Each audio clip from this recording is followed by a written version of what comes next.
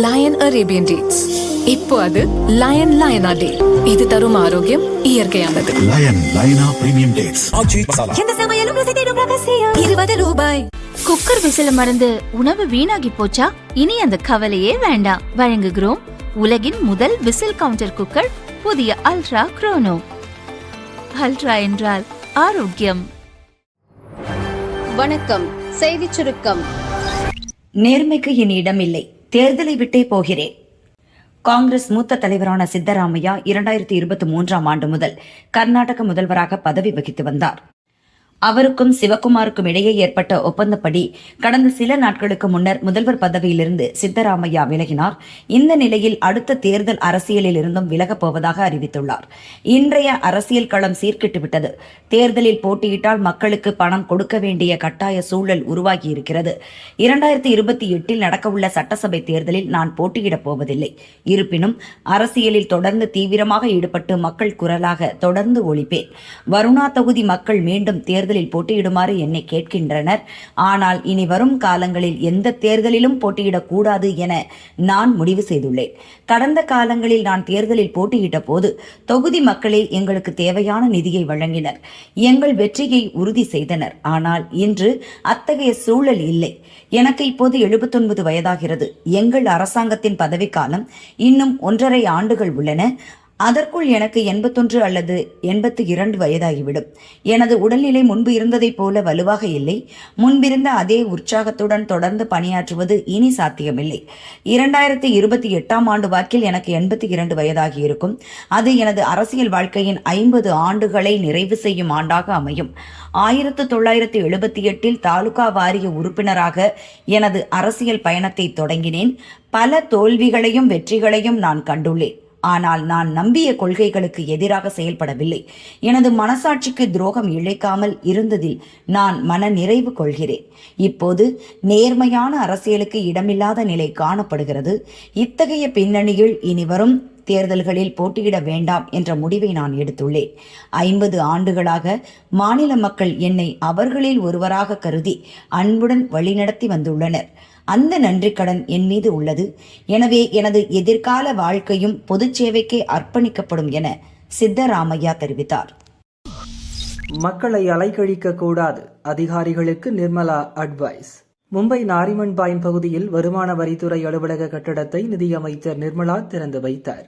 அப்போது அவர் பேசியதாவது: மக்களின் பிரச்சனைகளை அதிகாரிகள் உணர்ந்து கொள்ள அனுபவமே உதவும். அரசு துறைகள் மெத்தனமாக செயல்படுவது குடிமக்களுக்கு அசௌகரியத்தை ஏற்படுத்தும். பொது சேவையில் நேர்மை இருக்க வேண்டும். உங்களின் அதிகாரம் பயன்படும் இடங்களில் மக்களை அலைக்கழிக்க கூடாது, அவர்களுக்காக பணியாற்ற வேண்டும். அதற்காக விதிகளை மீறவோ மற்றவர்களுக்கு சாதகமாக நடந்து கொள்ள வேண்டும் என்பது அல்ல. தங்களுக்கு சட்டப்படி கிடைக்க வேண்டிய சலுகைகள் மற்றும் உரிமைகளை பெற மக்கள் சிரமப்படக்கூடாது என்று அதிகாரிகளுக்கு நிதியமைச்சர் நிர்மலா அறிவுறுத்தினார். பட்டாசு விபத்துகளை தடுக்க அண்ணாமலை வலியுறுத்தல். வி த லீடர்ஸ் அமைப்பின் தலைவர் அண்ணாமலை வெளியிட்ட அறிக்கையில் கூறியிருப்பதாவது: சிவகாசி அருகே பட்டாசு குடோனில் ஏற்பட்ட வெடிவிபத்தில் 3 பேர் இறந்த செய்தி மிகுந்த வேதனை அளிக்கிறது. அவர்களை இழந்து வாடும் குடும்பத்தினருக்கு எனது ஆழ்ந்த இரங்கல்களை தெரிவித்துக் கொள்கிறேன். காயமடைந்தவர்கள் விரைவில் குணமடைய இறைவனை வேண்டுகிறேன். இந்த துயரச் சம்பவம் குறித்து முழுமையான விசாரணை மேற்கொண்டு இதுபோன்ற விபத்துகள் இனி நடக்காத வகையில் பாதுகாப்பு நடைமுறைகள் கடுமையாக அமல்படுத்தப்பட வேண்டும்.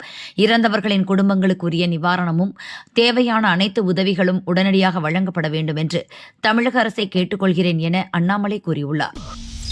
சிவகாசி பட்டாசு விபத்து, பலி எண்ணிக்கை 4ஆக உயர்வு.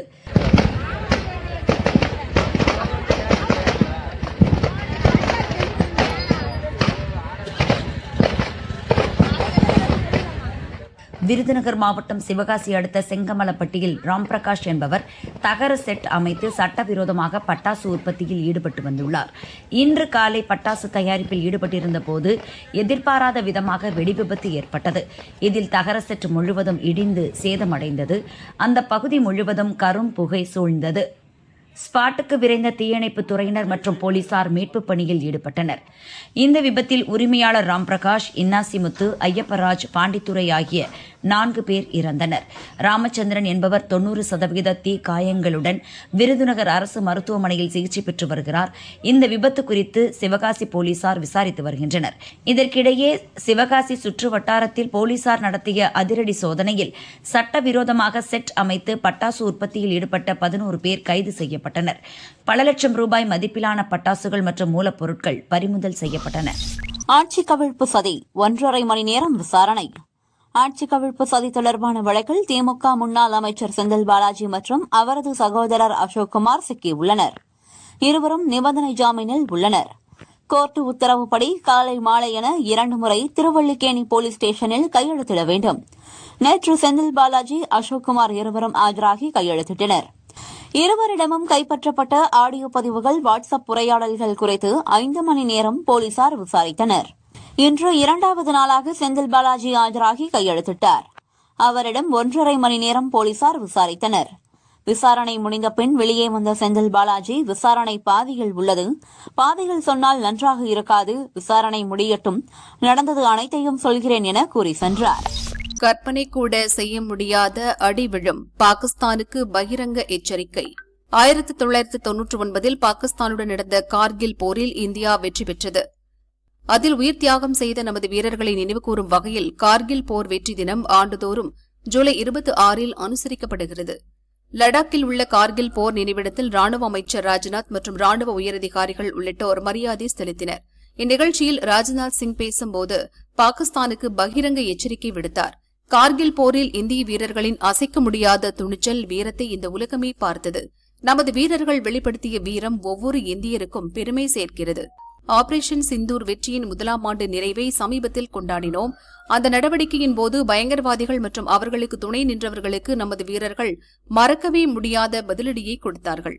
ஒவ்வொரு தீய செயலிலும் பாகிஸ்தான் ஈடுபடும்போது அவர்கள் கற்பனை கூட செய்து பார்க்க முடியாத அளவுக்கு பதிலடி கொடுக்கும் திறன் இந்தியாவுக்கு இருக்கிறது.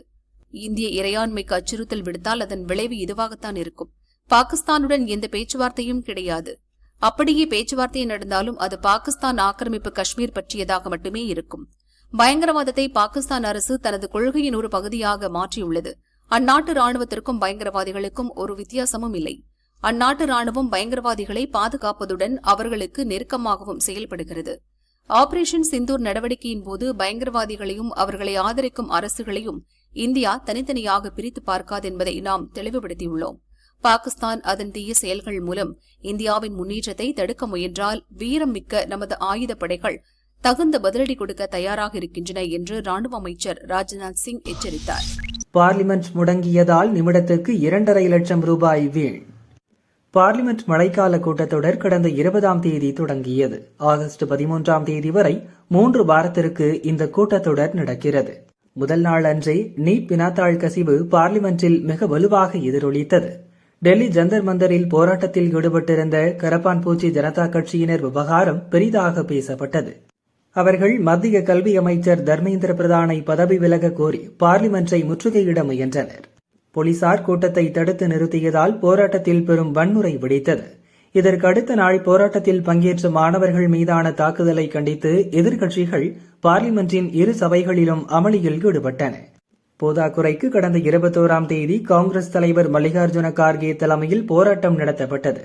அக்கட்சியின் எம்பியும் லோக்சபா எதிர்க்கட்சித் தலைவருமான ராகுல், மற்றொரு எம்பியான பிரியங்கா, சமாஜ்வாதி கட்சியின் தலைவரும் எம்பியுமான அகிலேஷ் யாதவ் உள்ளிட்டோர் பிரதமர் மோடியின் இல்லத்தை முற்றுகையிடும் ஆர்ப்பாட்டத்தில் ஈடுபட்டனர். இதையடுத்து நீட் வினாத்தாள் கசிவு விவகாரம் தொடர்பாக விவாதம் நடத்த தயாராக இருப்பதாக மத்திய அரசு அறிவித்தது. பிரதமர் மோடியும் தேர்வு முறைகேடுகள், வினாத்தாள் கசிவதை தடுக்க கடுமையான சட்டம் கொண்டுவரப்படும் என்றும் உறுதியளித்தார். எனினும் கடந்த 20ஆம் தேதி தொடங்கி தொடர்ந்து 5 நாட்கள் பார்லிமெண்டின் 2 சபைகளையும் நடத்த விடாமல் எதிர்க்கட்சிகள் கடும் அமளியில் ஈடுபட்டன. தர்மேந்திர பிரதானை பதவியிலிருந்து நீக்கும் வரை எந்தவொரு விவாதத்தையும் நடத்த விடமாட்டோம் என எதிர்க்கட்சிகள் பிடிவாதம் பிடித்தன. இதனால் முக்கிய மசோதாக்கள் நிறைவேறுவதிலும் ஆக்கப்பூர்வமான விவாதங்கள் நடப்பதிலும் சிக்கல் நீடித்தது. எதிர்க்கட்சிகளின் அமளி காரணமாக 2 சபைகளும் ஒத்திவைக்கப்பட்டதால் ஏற்பட்ட நிதி இழப்பும் ஜனநாயக பின்னடைவும் அதிர்ச்சியளிக்கும் வகையில் உள்ளது. பார்லிமென்டின் இரு சபைகளும் செயல்பட ஒரு நிமிடத்திற்கு 2.5 லட்சம் ரூபாய் செலவாகிறது. அந்த வகையில் இரு சபைகளையும் 1 மணி நேரத்திற்கு நடத்த வேண்டுமெனில் 1.5 கோடி ரூபாய் வரை செலவிடப்படுகிறது. அந்த வகையில் கடந்த 5 நாளும் பார்லிமென்ட் முடங்கியதால் பல கோடி ரூபாய் அளவுக்கு மக்களின் வரிப்பணம் வீணடிக்கப்பட்டுள்ளது.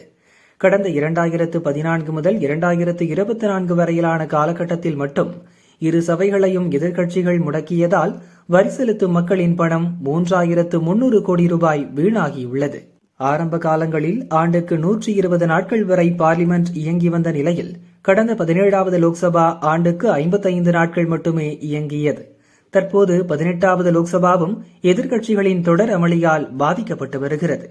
பார்லிமென்ட் இரு சபைகளும் அடிக்கடி ஒத்திவைக்கப்படுவதால் அரசை கேள்வி கேட்கும் மிக முக்கியமான கேள்வி நேரம் மற்றும் அவசர பொது பிரச்சினைகளை எழுப்பும் பூஜ்ய நேரம் ஆகியவை கைவிடப்பட்டு வருகின்றன. இதனால் தொகுதி பிரச்சினைகளையும் நாட்டின் முக்கியமான விவகாரங்களையும் எம்பிக்களால் சபையின் கவனத்திற்கு கொண்டு செல்ல முடிவதில்லை. மேலும் முறையான விவாதங்கள் இல்லாமல் அவசரமாக முக்கிய சட்ட மசோதாக்கள், வரவு செலவு ஒதுக்கீடுகளை நிறைவேற்றும் தவறான முன்னுதாரணமும் நிகழ்கிறது. இரு சபைகளும் முடங்குவதால் ஒருபுறம் மக்களின் வரிப்பணம் வீணாவதுடன் மறுபுறம் மக்களின் முக்கிய பிரச்சினைகளுக்கு தீர்வு காண முடியாத சூழலும் ஏற்படுகிறது. தற்போது மத்திய அமைச்சர் பதவியிலிருந்து தர்மேந்திர பிரதான் விலகி இருக்கிறார். நாளை முதல் பார்லிமென்ட் இரு சபைகளையும் எதிர்க்கட்சியினர் சுமூகமாக நடத்த விடுவாரா என்ற எதிர்பார்ப்பு எழுந்துள்ளது. 8 மாவட்டங்களில் வெப்பநிலை உயரும். சென்னை வானிலை ஆய்வு மையம் வெளியிட்ட செய்திக்குறிப்பில் கூறியிருப்பதாவது: தமிழக கடலோர பகுதிகளில் கீழ்மட்ட வளிமண்டலத்தில் ஒரு பலவீனமான காற்றழுத்த தாழ்வு பாதை நிலவுகிறது. இதன் காரணமாக தமிழகத்தில் நாளை மேற்கு தொடர்ச்சி மலை மாவட்டங்களின் மலைப்பகுதிகளில் லேசானது முதல் மிதமான மழையும், மற்ற பகுதிகளில் லேசான மழையும் பெய்யக்கூடும்.